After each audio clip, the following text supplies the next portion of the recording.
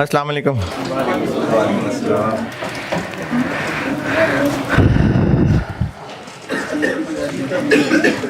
दुरूद शरीफ पढ़ना।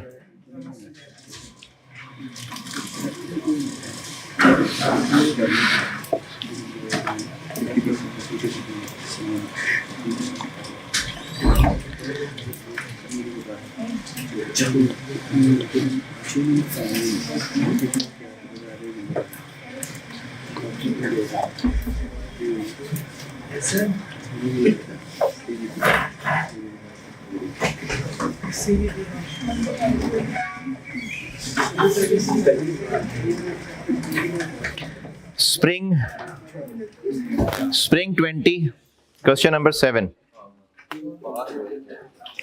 Spring 20, question number 7.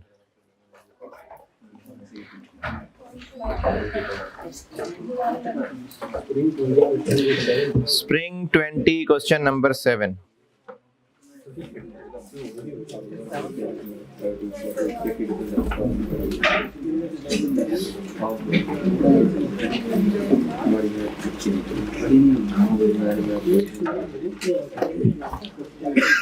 Jamal limited के नाम से सवाल है।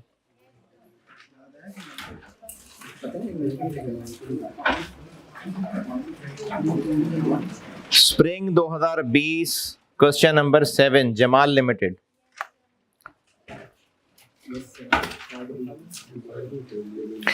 पार्ट ए के आंसर में क्या लिखेंगे?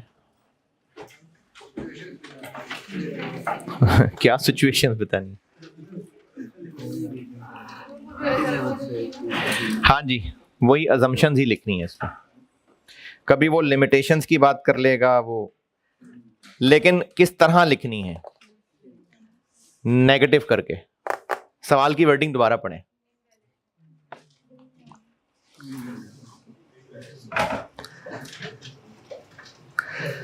वो कह रहा है कि क्या ऐसे हालात होंगे कि EOQ जो बेस्ट हुआ करता था वो वाली बात इनवैलिड हो जाएगी, तो वो जो अजम्पशंस थी उन्हीं को पलट दें।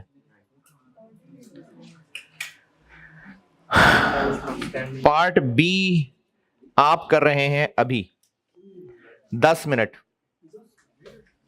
करें जल्दी करें। देखिए नो होमवर्क है तो फिर इसका मतलब यही है कि क्लास में जो सवाल करने हैं फिर वो जल्दी करने हैं। 10 मिनट में पार्ट ए करना है।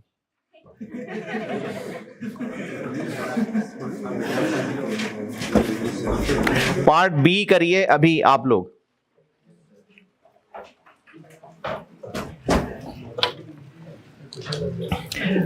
Question 7 part B spring 2020 Jamal limited. Pack की बुक में प्रैक्टिस क्वेश्चन 5 पेज 36। इससे ज्यादा लोकेशन क्या बताऊं? करें ये सवाल अभी।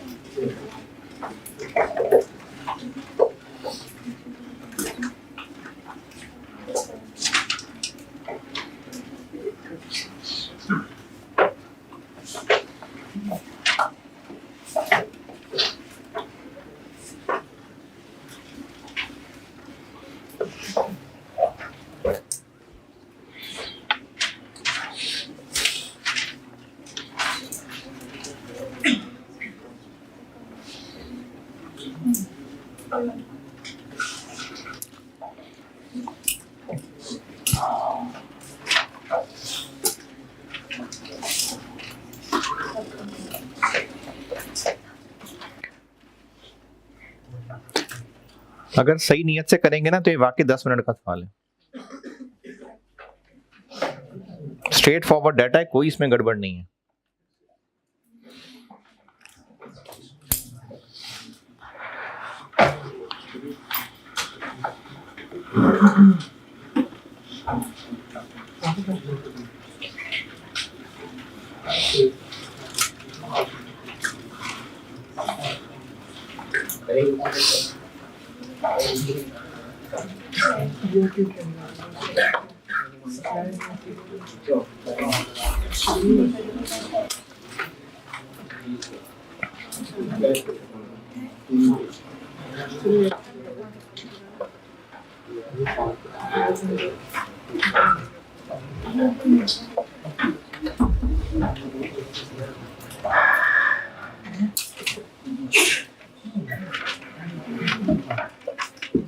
Practice question 7.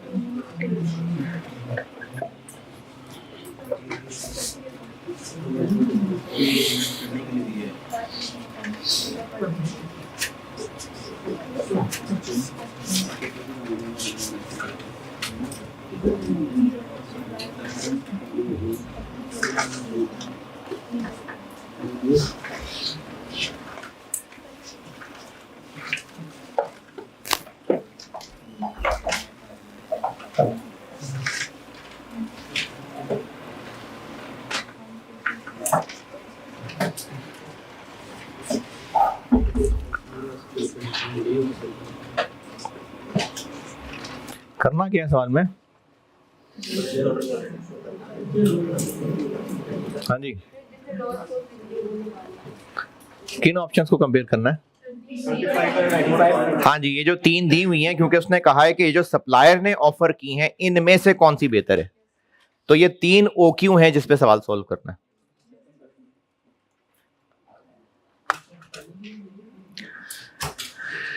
करने के लिए दिया है 10 मिनट।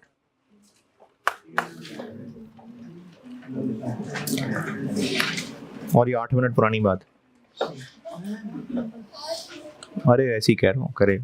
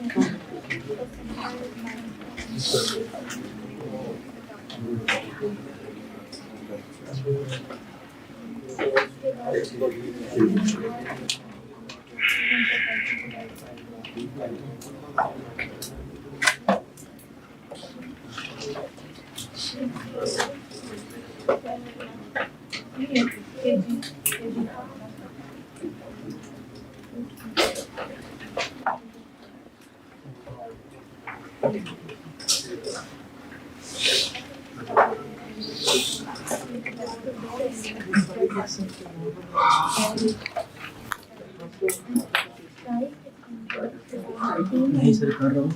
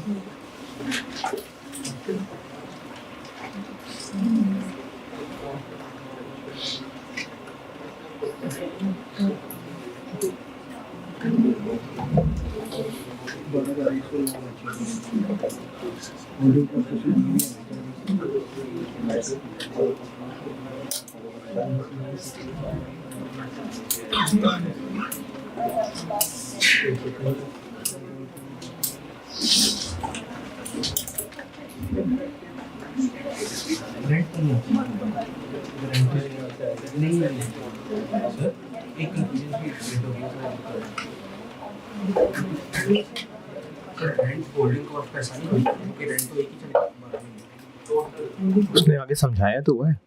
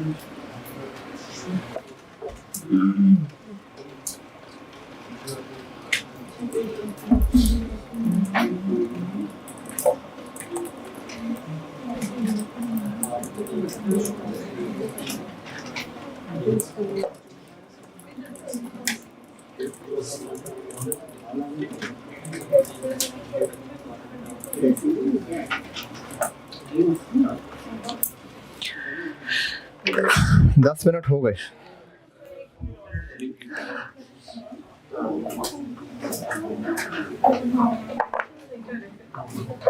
अगर सारे सवाल मैं ही बोर्ड पे करूंगा तो आपका नहीं बनेगा कॉन्फिडेंस, इसलिए नियत से इसको करें, लेकिन इतनी देर का नहीं है ये सवाल।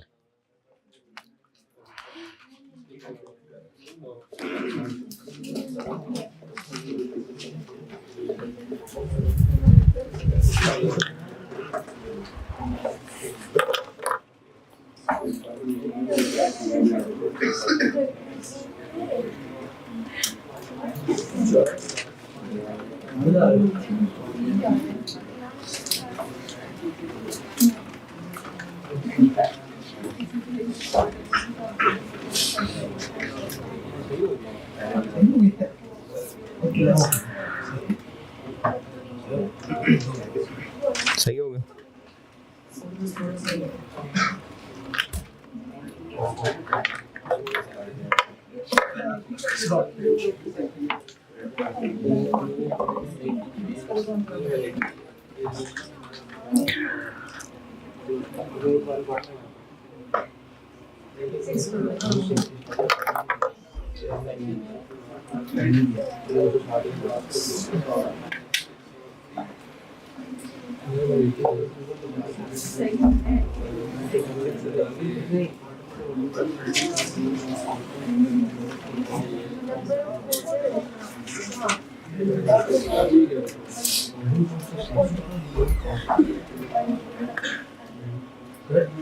जी Alternately, the holding cost of safety stock being constant can be ignored for all three options. इसका मतलब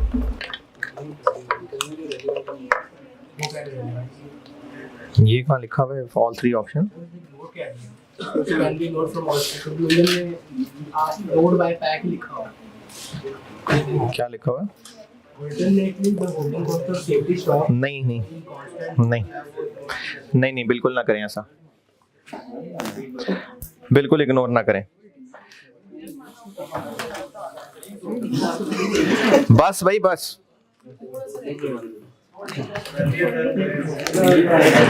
अभी तक नहीं हुआ तो फिर नहीं होगा आपसे, फिर किसी काम के नहीं है आप लोग।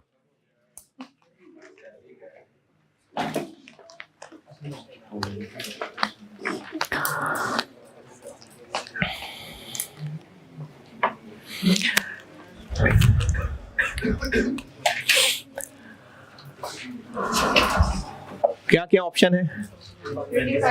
3500, 4000, 5000, ये ऑप्शंस हैं।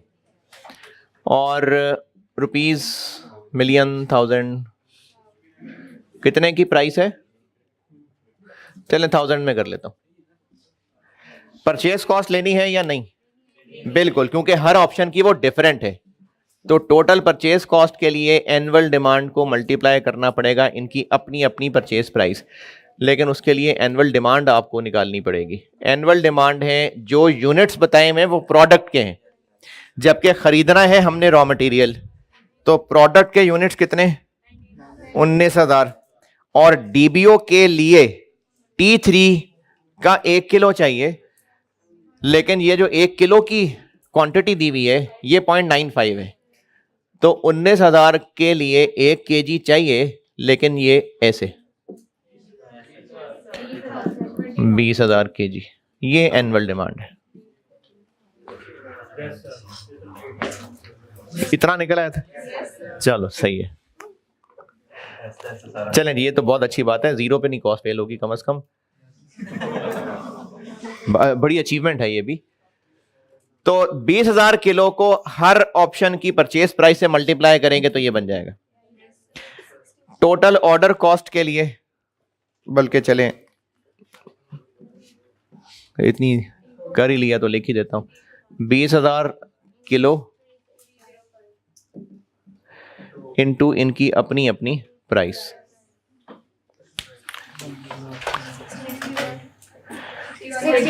6100, 59,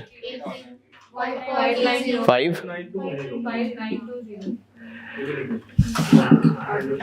टोटल ऑर्डर कॉस्ट। अच्छा, अभी तक जितने भी सवाल कर लिए ये मुश्किल है?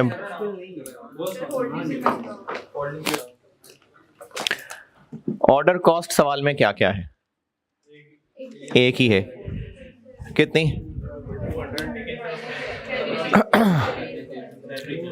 4200 उसने दी हुई है, लेकिन उसने खुद ही कह दिया है कि इसमें से ये फालतू है, ये छोड़ देना।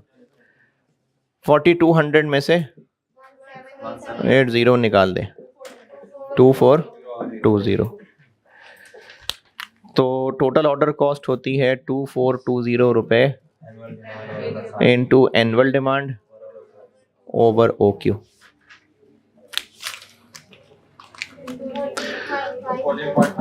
52, 12.1,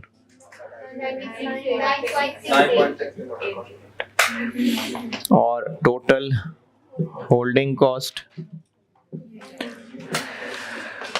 होल्डिंग कॉस्ट के बारे में उसने कहा हुआ है कि होल्डिंग कॉस्ट है तो 260, लेकिन इसमें जो 180 है वो रेंट का है। अगर सिर्फ यही बात लिख के फुल स्टॉप लग जाता तो 260 में से हम 180 निकाल देते, जैसे ऊपर 4200 में से 1780 निकाला है। लेकिन इसने आगे घुमा ये दिया कि रेंट है ही जगह घेरे हुए के हिसाब से, तो ये रेलिवेंट हो गया। क्यों रेलिवेंट हो गया? क्योंकि जितनी ज्यादा इन्वेंट्री होगी उतना ज्यादा रेंट पड़ेगा। और उसके बाद उसने कहा कि जी इसके अलावा जो बाकी है उस पर कोई फर्क नहीं पड़ेगा कि स्टॉक कम हो या ज्यादा हो, यानी 260 में से 180 ही रेलिवेंट है, तो बस 180 रेलिवेंट है। 14.52 नहीं आ रहा?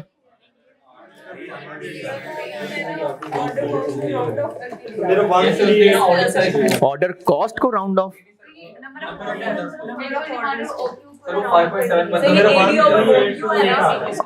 अच्छा अच्छा अच्छा, उन्होंने किन्होंने नहीं, मैं जो बोर्ड पे कर रहा हूं वो बताए ना। जो मैं बोर्ड पे लिख रहा होता ना मुझे वो आंसर बताया करें। 13.8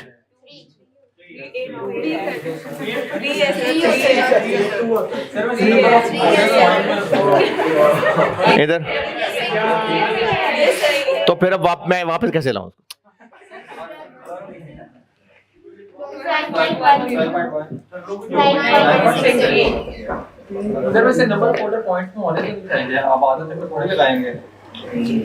अच्छा, ये बाकी लोग भी सुने कि ये ना जो इस वक्त कैलकुलेशन यहां हो रही है, इसमें अगर इस चीज की गहराई में जाएंगे ना कि इसका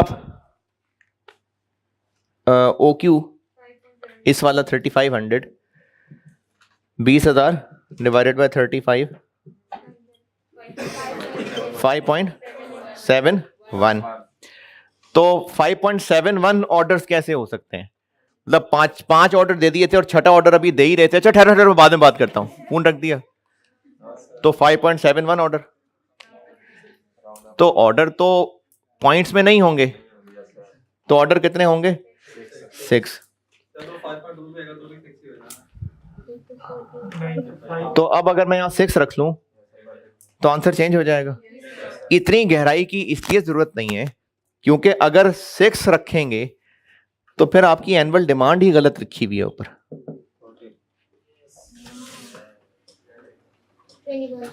20, फिर एनुअल डिमांड ही गलत लिखी हुई है ऊपर। फिर आपको ऊपर टोटल परचेज कॉस्ट भी 20 की बजाय 21 पे लेनी चाहिए।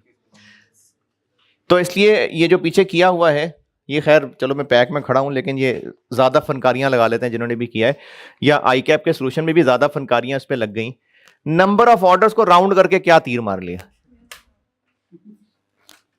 तो अगर वो 6 हैं तो फिर वो भी 20,000 नहीं है, फिर वो भी 21,000 है, करें उसको भी चेंज। तो इसलिए ना इतनी टेंशन ना लें, आपने जो फार्मूला लिखा है इस फार्मूले का आंसर बता दें। इस बात पे पेपर वाला नंबर नहीं काटेगा कि इसको यही नहीं पता कि 5.6 ऑर्डर नहीं होते, इस पे नंबर नहीं कटेंगे। आप फार्मूले में वैल्यूज पुट करें और आंसर लिख दें।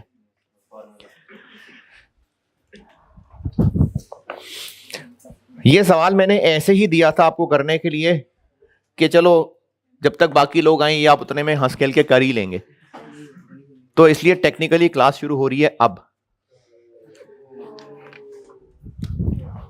तो होल्डिंग कॉस्ट कितनी है? 180, और बस ये 180 ही है, इनटू OQ बाय 2 प्लस कितना है? 320।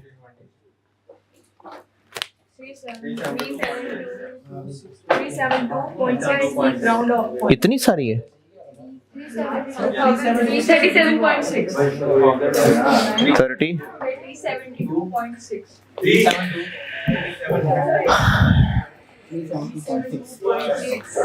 यानी 3,72,000। 372.3 हो गया, यही बनती है।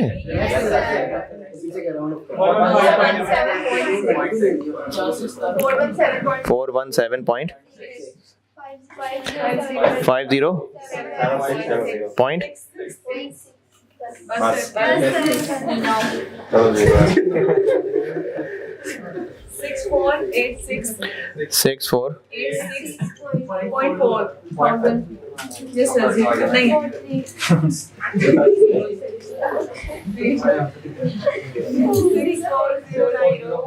9.7. 6.437. 6-4 Wait. तो कंक्लूजन क्या है?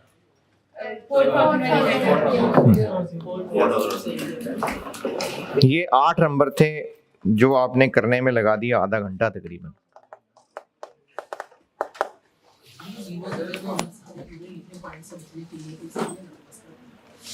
तो पॉइंट से बचने के लिए मतलब क्यों बचना चाह रहे हैं पॉइंट से?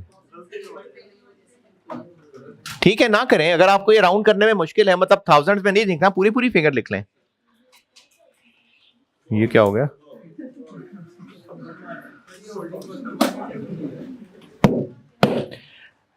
क्या पूछ रहे हैं? क्या करना चाहिए? क्यों 260 लेना चाहिए?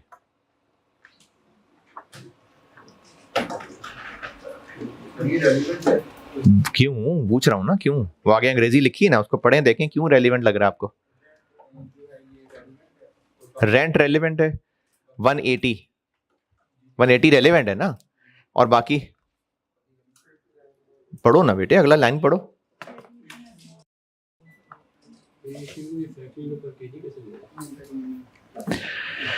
ये सवाल डन जी।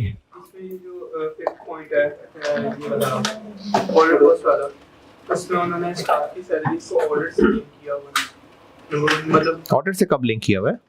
ना उन्होंने ऑर्डर कॉस्ट दी हुई है ना 4200, तो उसमें मतलब पर ऑर्डर है, जिनमें से 1780, अब पर ऑर्डर में से 1780 जो है वो स्टाफ की सैलरी है, तो ये ऑर्डर से लिंक हो गया ना, मतलब वो पर ऑर्डर है 4200। यस और 1780, और आगे अब उन्होंने कहा हुआ है कि स्टाफ की सैलरी है, इस वजह से हम ये कहते हैं कि ये मतलब माइनस करके 2420 लिख दिया, लेकिन अगर उन्होंने स्टाफ लिखा ही ना होता, प्रोक्योरमेंट डिपार्टमेंट सिंपल लिख दिया होता, नहीं तो फिर 1780 का पॉइंट ही ना लिखा होता। नहीं मतलब 1780 लिखा होता, क्या उसको क्या कहा होता? ये उन्होंने स्टाफ की बात ना लिखी होती, उन्होंने सिंपल प्रोक्योरमेंट डिपार्टमेंट की लिख दी होती। क्या लिखा होता? मतलब 1780 pertains to salaries procurement department, तो हम ये भी तो प्रोक्योरमेंट डिपार्टमेंट के एम्प्लॉइज की सैलरी होगी ना, और किसकी सैलरी, लेकिन सैलरीज लेकिन हम उसको ये भी तो समझ सकते थे ना कि वो इंस्पेक्शन के लिए हो सकता है सैलरीज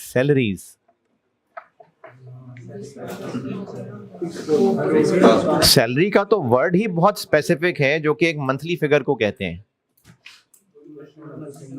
एक सवाल किया था ओरे लिमिटेड का, उसमें स्टोर कीपर की सैलरी थी, कहने को तो वो भी पर यूनिट ही दी हुई थी, लेकिन वो सैलरी थी। रही बात के पर ऑर्डर क्यों दी हुई है, सारे खर्चों को डिवाइड कर दे नंबर ऑफ ऑर्डर से तो पर ऑर्डर निकल ही आएंगे। हम लोग अब तक जितनी भी कॉस्ट पड़ी है, अगर सारी फिक्स्ड कॉस्ट्स को यूनिट से डिवाइड कर दें तो पर यूनिट बन ही जाएगी। इसका मतलब ये तो नहीं कि वो पर यूनिट चीज है, तो वर्ड सैलरी की वजह से इसको। और पूछें इसमें? चलें ठीक है, अब आए कल जो सवाल आपको शेयर किया था, पैक की बुक में वो अमेंडेड वाला ही डलवाया है मैंने। ऑटम 20 अटेम्प्ट है, क्वेश्चन नंबर 2। कहा था मैंने वैसे को ट्राई करना चाहे तो कर ले, तो ट्राई किया था तो फिर हो गया, कोई मसला नहीं। थोड़ा सा चले अभी पढ़े ना, सवाल पढ़े अभी।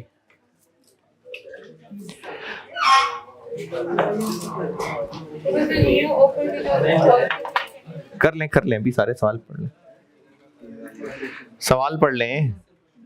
ऑटम 20 क्वेश्चन नंबर 2 अमेंडेड वाला, असल वाला को ऑटम 20 खोल लेगा तो वो सही सवाल नहीं था, उसमें गलती थी। फिर भी कोई जिद करना चाहे तो करता रहे, क्वाड्रेटिक इक्वेशन लगाता रहे, शाम को जब थक जाए तो फिर ये वाला सवाल देख लेना।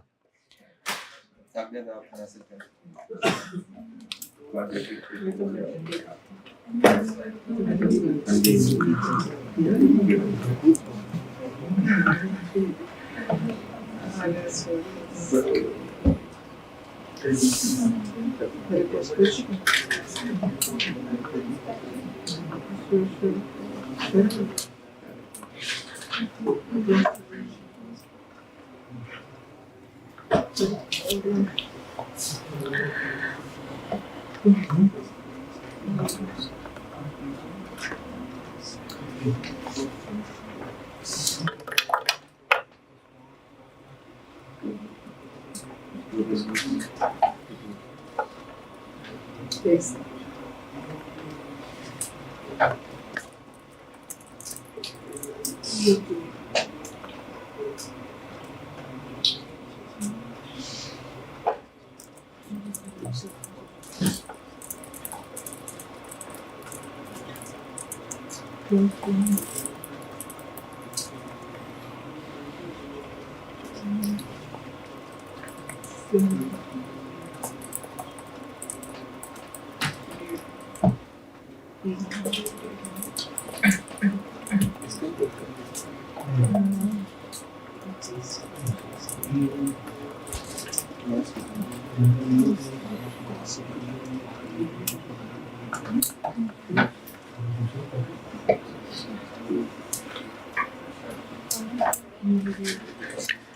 जी सवाल पढ़ लिया तो मैं करूं। अच्छा, इसी फाइल में मैंने सॉल्यूशन भी साथ लगाया हुआ है, तो सवाल पे ही रहना। अगर सॉल्यूशन ही खोलना है, साथ साथ देखना है, तो फिर ये खुद ही कर लेना, सवाल खुद ही कर लेना सवाल।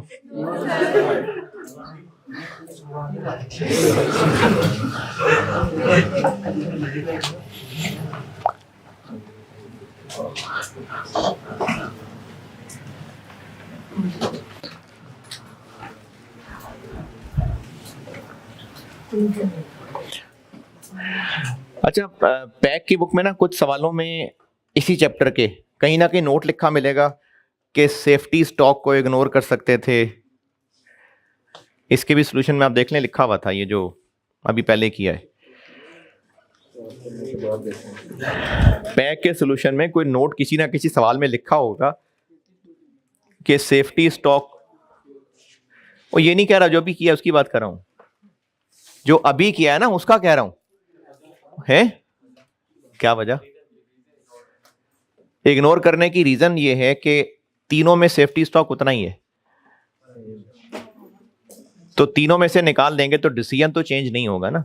लेकिन आपने ये नहीं करना, क्योंकि अगर आपने इसकी आदत रख ली तो जहां भी होल्डिंग कॉस्ट चेंज हो गई वहां पर आपसे गलती हो जानी है। इसलिए मैंने आपको नहीं कहा कि आप सेफ्टी स्टॉक इग्नोर करें, आपको जो एवरेज स्टॉक बताया वैसे ही करिए।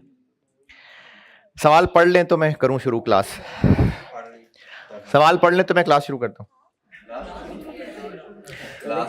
वो देखो ना, वो अभी आया है। करूं शुरू क्लास? ठीक है, चलो।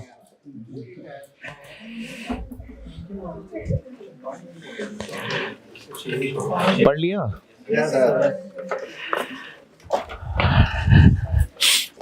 इस सवाल में एक मजेदार बात यह है, एक तो ये कि पिज़्ज़े का सवाल है तो वो तो एक अपना मजा अलग है।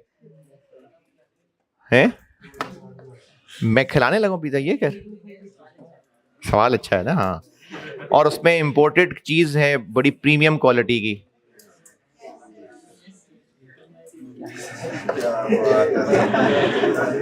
और एक पिज़्ज़े में एक पाव चीज डलती है।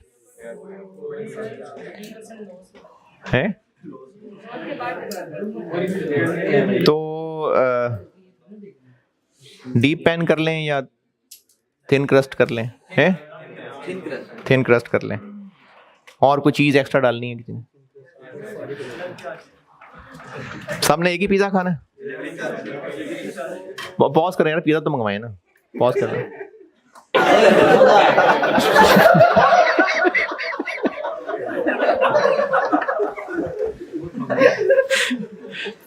सही है, पिज्जा सही था।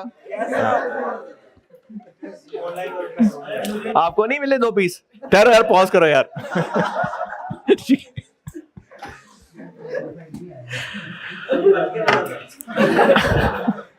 क्या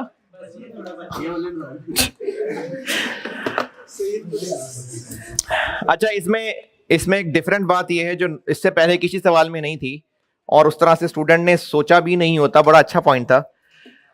इसमें हमने कंपैरिजन करना किसका है? सीरियसली यार, इसमें हमने किन ऑप्शंस को कंपेयर करना है? EOQ और अभी इस वक्त EOQ फॉलो होता है और सप्लायर ने कहा है कि अगर आप साइज डबल कर लें तो फिर हम आपको डिस्काउंट देंगे। तो दो ऑप्शंस कंपेयर करनी है, EOQ और डिस्काउंट ऑफर। इसमें नई और डिफरेंट बात यह थी कि एनुअल डिमांड दोनों में फर्क आएगी। एनुअल डिमांड दोनों में फर्क निकलेगी।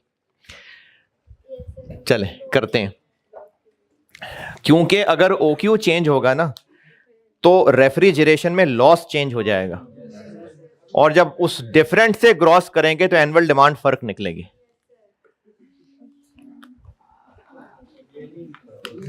बताता हूं दोबारा।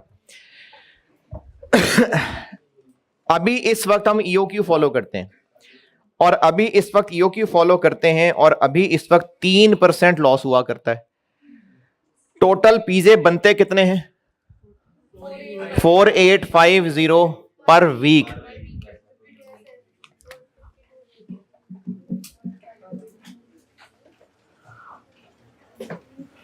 EOQ के लिए अलहदा एनुअल डिमांड निकलेगी। टोटल पूरे साल में कितने वीक्स हैं? तो पर वीक कितने? 48। कितने यूनिट्स हो गए पर वीक? ये हो गया पूरे साल का। लेकिन हम इस वक्त क्या चीज खरीदने की बात कर रहे हैं? चीज। तो वो लगती है एक पिज़्ज़े में 0.25 kg, लेकिन स्टोर में रखे 3% जाया हो जाती है। तो हमें खरीदने के लिए 97% करना पड़ेगा, 65,000 kg। ये एनुअल डिमांड है EOQ के लिए। और जब डिस्काउंट ऑफर, क्योंकि अभी कर ही रहा हूं वर्किंग, तो डिस्काउंट ऑफर की भी साथ ही कर लेता हूं। डिस्काउंट ऑफर के लिए एनुअल डिमांड 4850 पिज़्ज़े पर वीक, साल में 52 पिज़्ज़े, एक पिज़्ज़े में 0.25 kg चीज। लेकिन रेफ्रिजरेशन में अब चूंकि 4% जाया होगा तो 96%, 65। ये इसमें एक अच्छा पॉइंट था कि एनुअल डिमांड ही डिफरेंट है।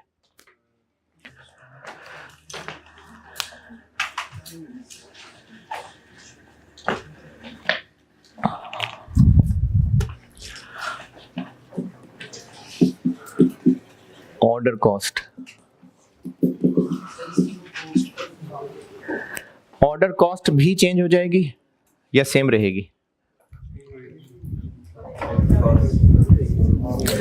Order cost per order same रहेगी या चेंज हो जाएगी?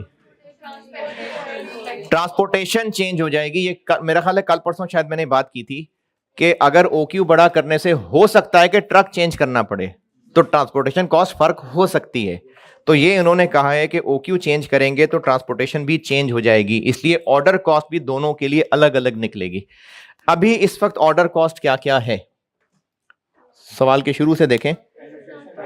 एडमिनिस्ट्रेशन कॉस्ट पर ऑर्डर, लेकिन एडमिनिस्ट्रेशन कॉस्ट के बारे में लिखा हुआ है पॉइंट नंबर 3 में कि इसमें से 80% रेलेवेंट है। तो एडमिन कॉस्ट 150,000 का 80%, 120,000।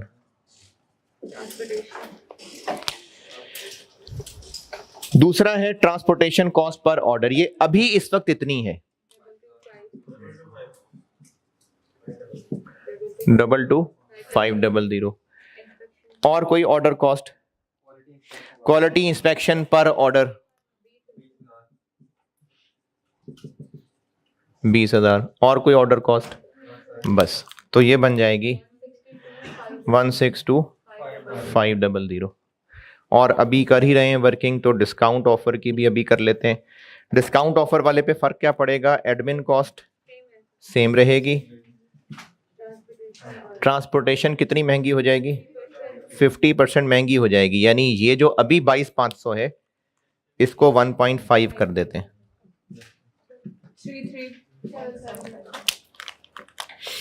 33,750। इंस्पेक्शन पे क्या फर्क पड़ेगा? कितनी हो जाएगी? ये भी 50%, तो इसको भी 20,000 को इंटू 1.5, 30,000। 183,750। ये मैंने एनुअल डिमांड निकाली है दोनों ऑप्शंस में और ऑर्डर कॉस्ट दोनों ऑप्शंस में निकाली है। यहां तक पहुंचे फिर होल्डिंग बताता हूं। इसमें बताएं कोई अंग्रेजी पढ़ के अगर ना समझ आई हो बात तो।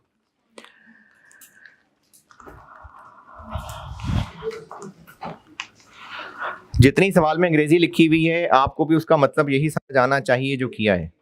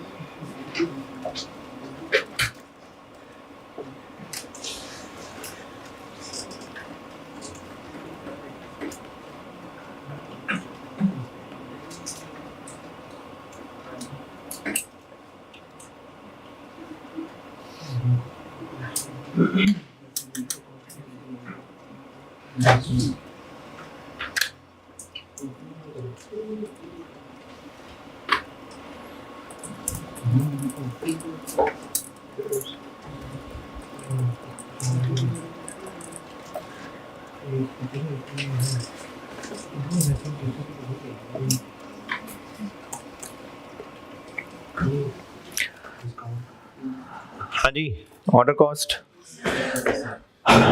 और होल्डिंग कॉस्ट के लिए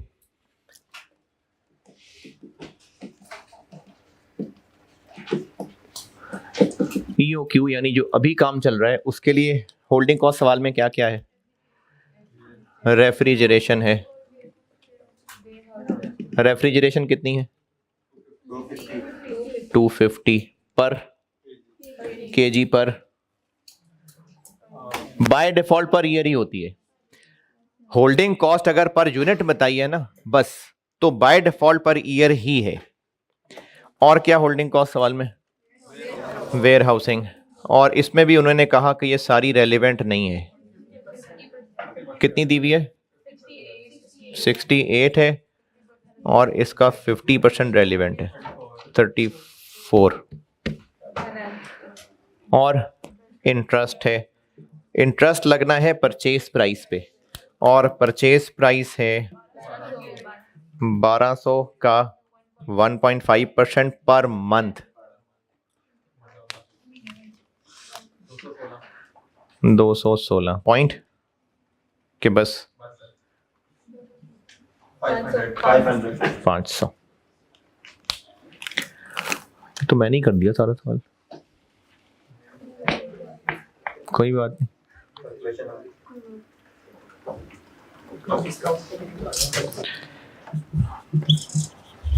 चलो जहां इतना किया, हाँ डिस्काउंट वाला भी सही। रेफ्रिजरेशन वही रहेगी, 75% बढ़ जाएगी तो 251.75 437.5। वेयर हाउसिंग, वेयर हाउसिंग उतनी रहेगी, कितनी बढ़ जाएगी? 34.1.5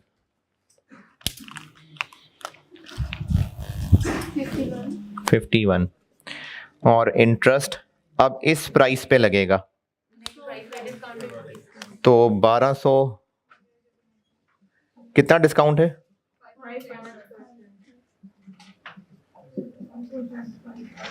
तो 1200 को 0.95 205.2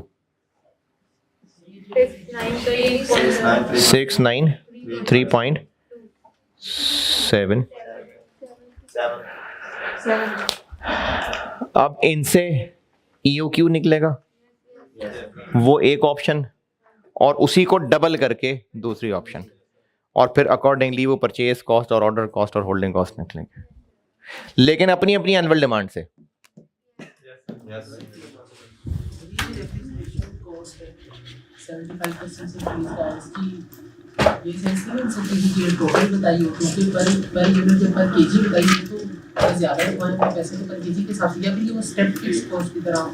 जब ये फिक्स कॉस्ट ही नहीं है तो स्टेप फिक्स कॉस्ट कैसे?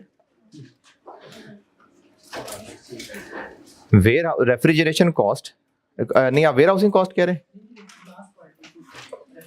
रेफ्रिजरेशन कॉस्ट है ही पर केजी 250।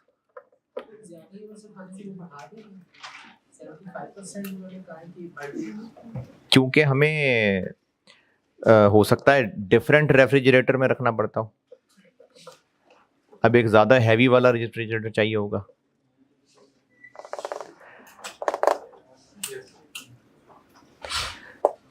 थोड़ा सा गोश्त रखना है कुर्बानी का तो छोटे से फ्रिज के रेफ्रिजरेटर में भी रखा जाएगा। पूरा पूरा बकरा रखना है, और मलेदारों के भी चुरा के लाए थे वो भी रखने हैं, तो फिर और बड़ा डीप फ्रीजर चाहिए हैं।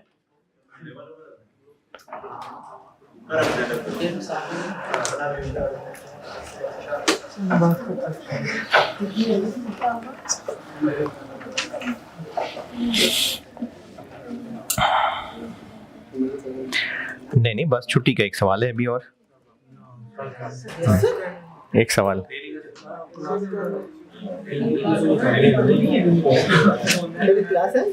अभी करना है क्लास, कल क्लास है जी है। हाँ जी करना है। क्या हो गया? तो जुम्मा तो आज भी है क्लास में।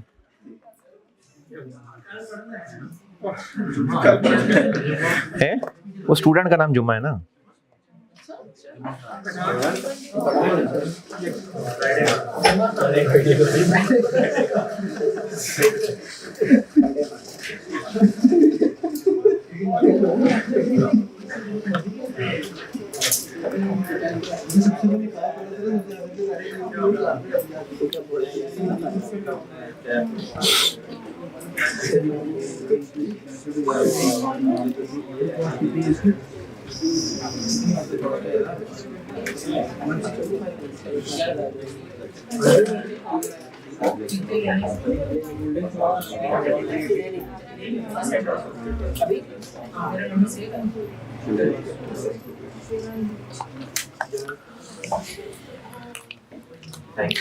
ये सवाल डन। हम कर लेंगे।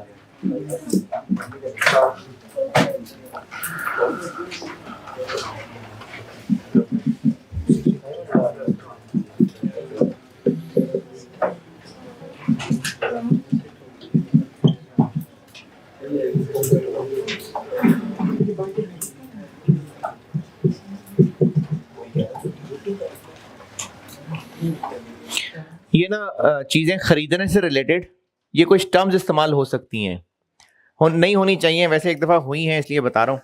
कुछ कमर्शियल टर्म्स होती हैं, ये इंपोर्ट एक्सपोर्ट के अंदर या और जहाँ डिफरेंट किस्म की प्राइसेस हों वहाँ ये इस्तेमाल होती हैं। काफ़ी सारी हैं, उनमें से 3 बता रहा हूँ जो आपके काम की हो सकती हैं।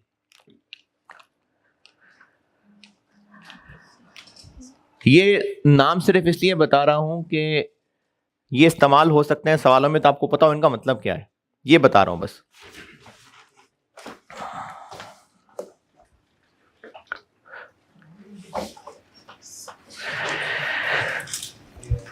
अच्छा, मैं तीनों की एक एक मिसाल दूंगा, मेरे ख्याल में वो मिसाल ही आप उर्दू में लिख लेना तो बात समझ आ जाएगी।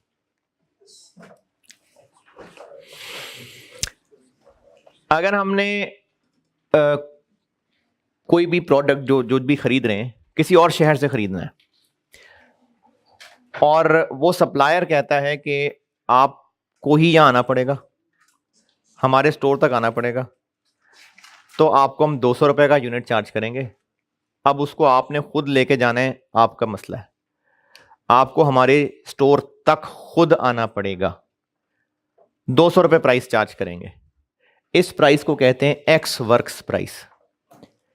दोबारा चलें, फिर मैं ऐसा करता हूं, पहले ना तीनों बता देता हूं एक बार, फिर रिपीट करूंगा तो लिखना। हमने कहा जी कि आपका इलाका बड़ा खतरनाक है, तो आप ना हमें चीज़ें पहुंचा दें। उसने कहा ठीक है कि मैं आपको ये चीज़ें ट्रेन के स्टेशन तक चीज़ें लोड करवा दूंगा, बस वहां पर आपका बंदा स्टेशन तक आ जाए, वो वहां से खुद ही ले जाए। इसमें और पहले में क्या फ़र्क पड़ा? तो अभी भी हम खुद ही जा रहे होंगे, आप बस स्टेशन तक जाएंगे, वो शहर के अंदर गलियों के अंदर नहीं जा रहे। तो वो जो अपने स्टोर से लेके इधर स्टेशन तक चीज हमें खुद ला के दे रहा है, वहां से हमारे हवाले, इसको FOB प्राइस कहते हैं, फ्री ऑन बोर्ड, कि जैसी चीजें ऑन बोर्ड हुई उसकी तरफ से फ्री हैं। हम कहते हैं नहीं, ट्रेन पे डर लगता है हमें, तुम ऐसा करो चीजें हमारे घर पहुंचा दो। तो वो अब सारा रास्ता भी खुद चीजें बियर करेगा और यहां पहुंचा के जाएगा। अब जब हमें प्राइस कोट करेगा उसको CFR प्राइस कहते हैं। दोबारा, जो हमने खुद सप्लायर की प्लेस तक जाना है और उसने हमारे हवाले चीज कर दी, अब वो हम जाने और चीजें जाने, इसकी जो वो प्राइस हमें बताएगा वो एक्स वर्क्स प्राइस है।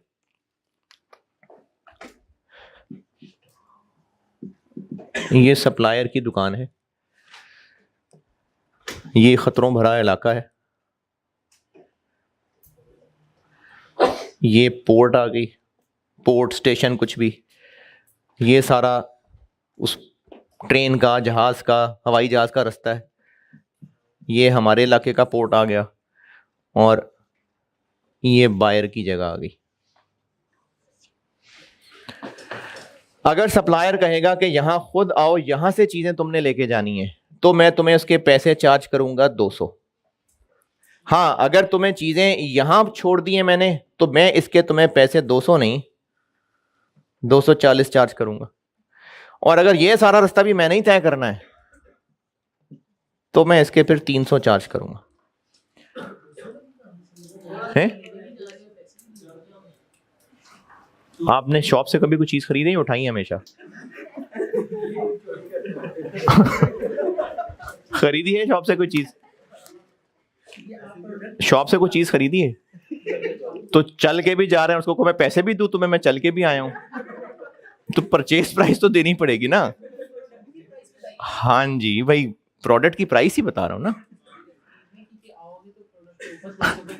नहीं, प्रोडक्ट की प्राइस, प्रोडक्ट की प्राइस, ये प्रोडक्ट की प्राइस बता रहा हूं, क्योंकि हम यहां इन सवालों में परचेज प्राइस यूज कर रहे हैं ना, तो ये उस सेंस में की है बात कि अगर हम खुद जाएंगे वहीं से शॉप से चीज ले लेंगे तो 200 की हमें वो चार्ज करेगा। ये प्राइस है, परचेज प्राइस 200 ऊपर नहीं ले रहा, परचेज प्राइस 200 है। और अगर वो यहां तक लाके चीज हमारे हवाले कर देगा तो वो महंगी चार्ज करेगा, और अगर यहां तक पहुंचा के जाएगा तो और महंगी चार्ज करेगा। तो ये सवालों में मुख्तलिफ ये टर्म्स इस्तेमाल हुई हो सकती हैं, तो मतलब है ये परचेज प्राइस ही। ये एक्स वर्क्स है, ये FOB है, ये CFR है।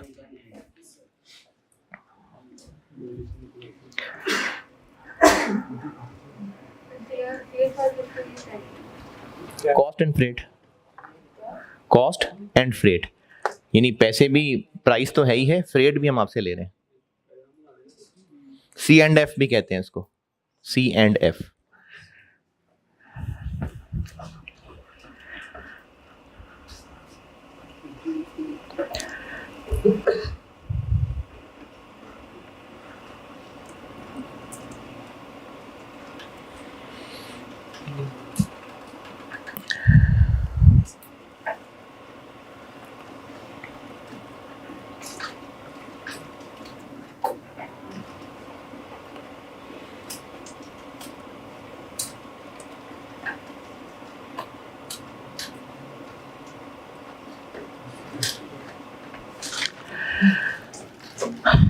ये भी, इसको भी कॉस्ट एंड फ्रेट और ये भी कॉस्ट एंड फ्रेट ही है, दोनों टर्म्स इस्तेमाल होती हैं।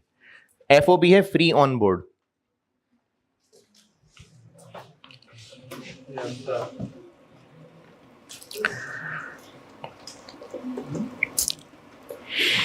एक सवाल और कर लेते हैं, एक सवाल देखें, अभी तो आधा घंटा हुआ है क्लास को।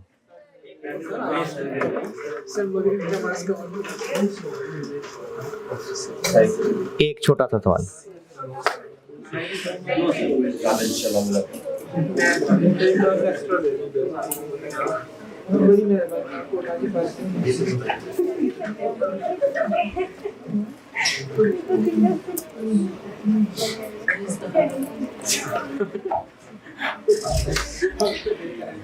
चार और 6 सिर्फ 10 नंबर का सवाल।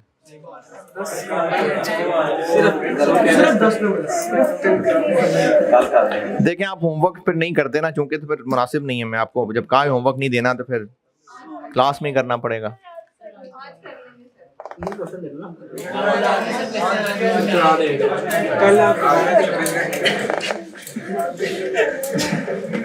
हाँ जी बताएं, कर लें अभी।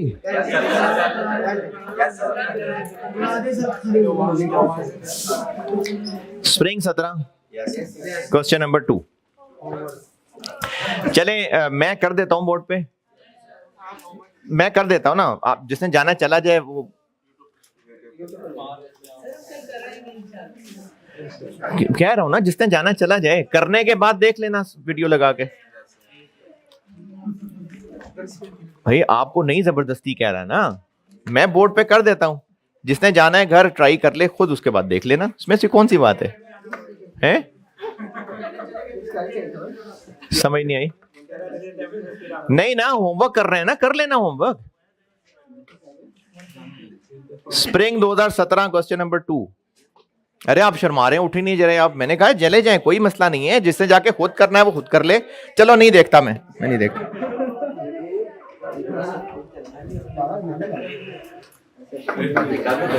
है? कर दो यार रेस। मैं बड़ा सीरियसली कह रहा हूं, जिसने जाना है चला जाए। होमवर्क करना है ना, जिसने होमवर्क करना है वो करने के बाद ये वीडियो लगा के एंड से देख लेना।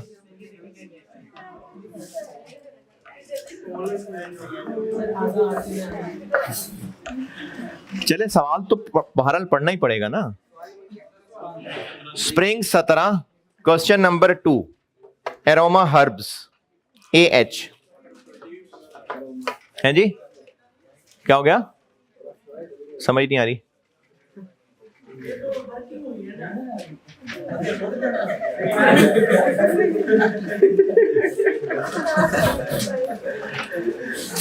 और मजीद क्या करना है इसमें? वो क्वेश्चन से अगली शीट देखो ना।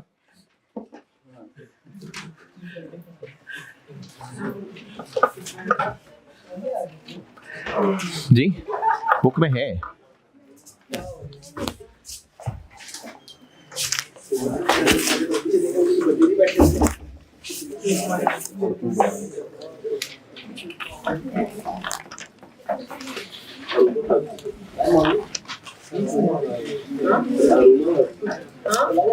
जी जी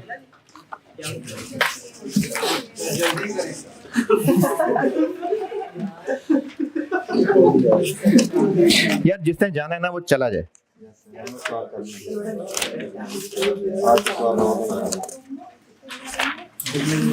मैं जल्दी क्या करूं? मैं जल्दी क्या करूं बताएं? सवाल आपको कहा है पढ़ने का, पढ़ें तो ढूंढें। मैं सवाल ढूंढ के दूं आपको, जल्दी करें।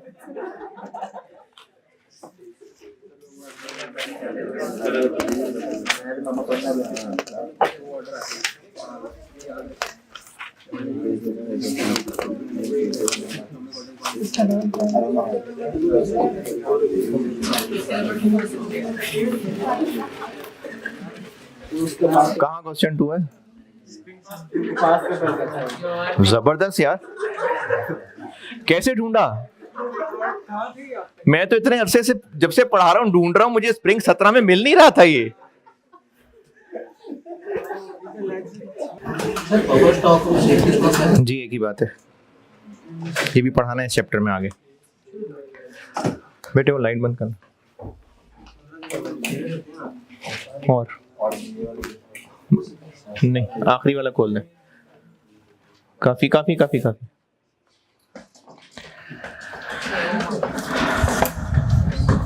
ये खोल दिया क्वेश्चन, क्या करना है? ओ खैर है, पढ़ा जा रहा है, खैर है,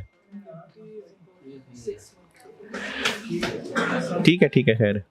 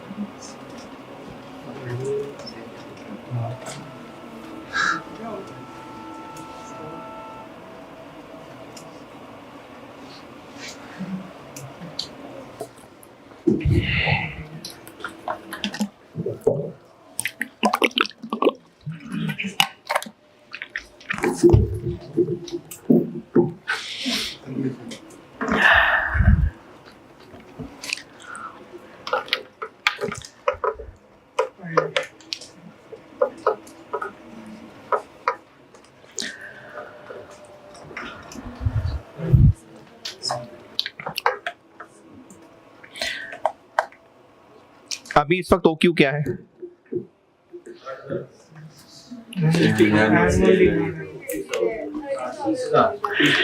30,000। एनुअल सेल बताई हुई है, लेकिन हमने तो परचेज लेनी होती है, तो कहीं पर स्टॉक की बात नहीं की, तो बस यही परचेज भी है। ये एनुअल है और the T is imported on a 6 monthly basis, यानी 6 महीने बाद मंगवाते हैं। तो एग्जिस्टिंग OQ क्या हुआ? 30,000। तो एग्जिस्टिंग 30,000 है, और अगर EOQ पे चले गए तो रिक्वायरमेंट भी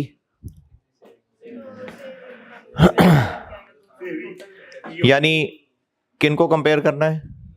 एक EOQ और एक 30,000, और पार्ट A EOQ निकलेगा और पार्ट B में दोनों का टोटल निकाल के उनका डिफरेंस लेंगे। परचेज कॉस्ट लेंगे या नहीं? क्यों? क्योंकि पहले भी डिस्काउंट होता था, अब भी डिस्काउंट होगा, लेकिन चेंज हो जाएगा, यानी प्राइस चेंज होगी, तो प्राइस भी लेनी पड़ेगी।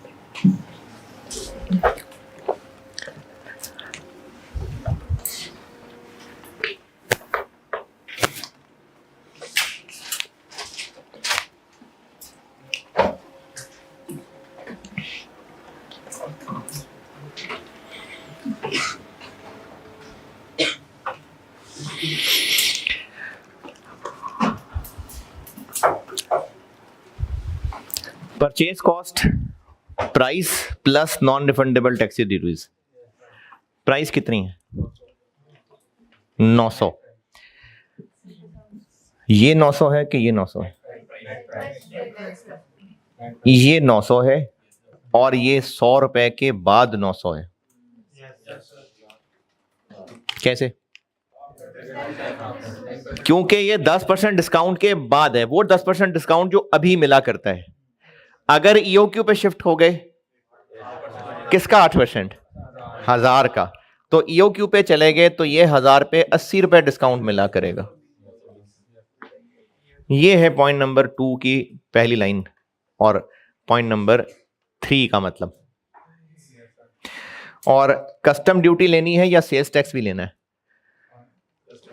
सेल्स टैक्स रिफंडेबल है तो बस नॉन रिफंडेबल। कस्टम ड्यूटी है 20%, इसका 20%।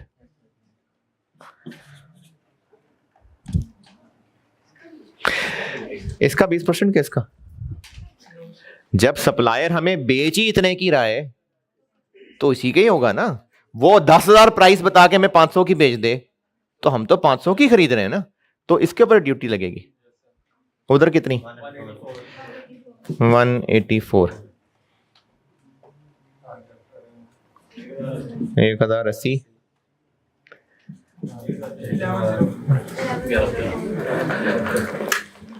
एग्जिस्टिंग वाला सवाल इसकी परचेज प्राइस पे सॉल्व होगा और ईओक्यू वाला इस पे सॉल्व होगा। पॉइंट 6, ये क्या चीज है? इज अगर ईओक्यू पे चले गए तो ये 81,000 रह जाएगी। 81,000 की रह जाएगी। बताएं पॉइंट 6 का क्या मतलब है? ईओक्यू पे 90 है या एग्जिस्टिंग पे 90 है?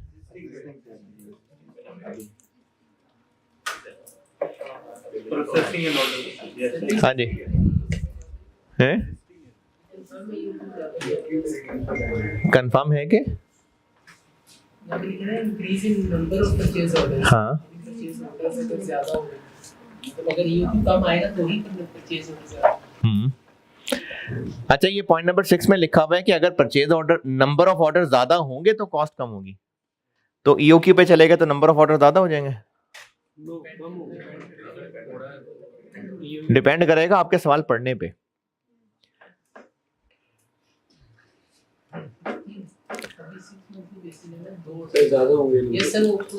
आपके सवाल पढ़ने पे डिपेंड कर रहा है। पॉइंट नंबर 3,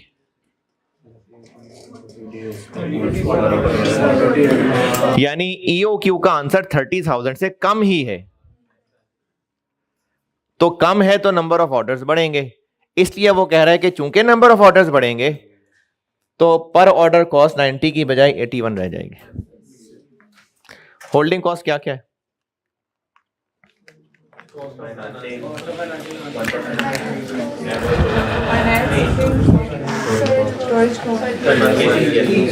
तो ये 320 ही रहेगी या ये चेंज हो जाएगी? अगर ये कही होती ना इंटरेस्ट कॉस्ट जैसे ये है तो ये चेंज होगी, ये उतनी ही रहेगी। तो 320 उतनी ही रहेगी, ये अकॉर्डिंगली फिर परचेज प्राइस पे लगेगी।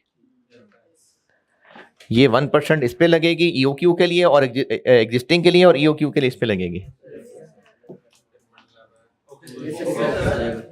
हो गया सवाल? हो गया या लिख के दिखाऊं? नहीं हो गया ना यार सवाल। जी जी, बफर स्टॉक सेफ्टी स्टॉक को कहते हैं। 15 डेज सेल का क्या मतलब है? 60,000 पूरे साल की हैं।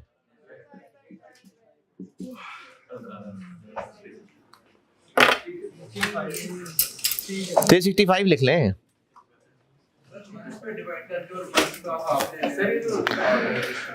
तो इसका मतलब महीने के 30 दिन ले रहे हैं ना। हाफ क्यों कर लें?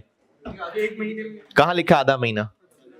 तो 15 दिन आधा मतलब 30 दिन महीना ना। तो 360 यानी 30 दिन महीना।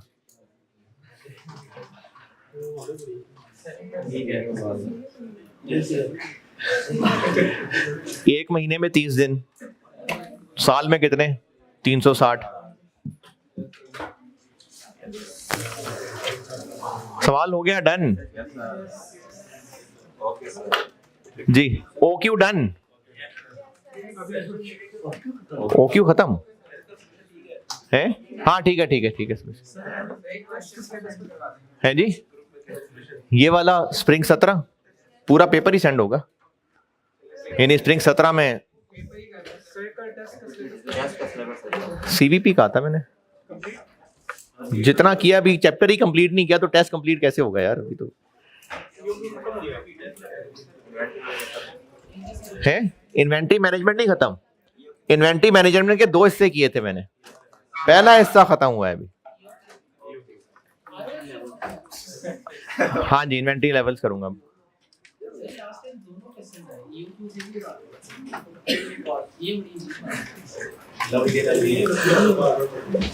OQs हो गया। एक कल और बताऊंगा बस, और OQ बस, फिर मैं इन्वेंटरी लेवल शुरू कर दूंगा। ठीक है, अल्लाह हाफिज।